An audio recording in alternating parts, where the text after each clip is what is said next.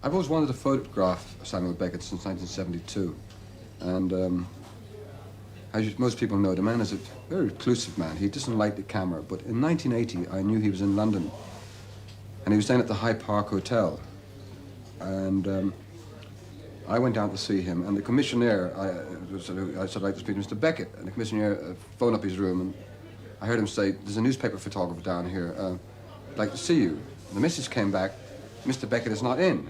Well, that annoyed me, so anyway, I wrote him a note saying, yes, I am a newspaper photographer, but more importantly, I'm Irish, and I've been photographing a thigh now for many, many years. I would love to show you the pictures, and more particularly a series of photographs on the wake, knowing Beckett's relationship in Paris with Joyce and the factification around Finnegan's Wake. I thought he might like to see the pictures.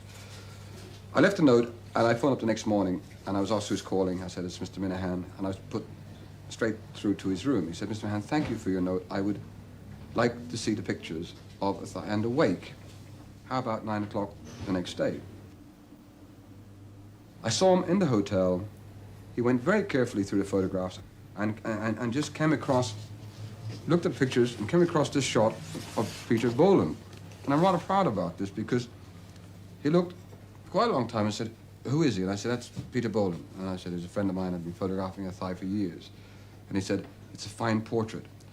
At that stage, I didn't realize what a Beckettian character was. I now realize that there are, that certain characters in the thigh are very much Beckettian characters. So that was my initial introduction. I then drove him from the hotel to the Riverside Studios where he was directing. And he allowed me to take more photographs. Having already photographed him in the hotel room, he then allowed me to take more photographs of him at the Riverside Studios. Then I met him again in 1984.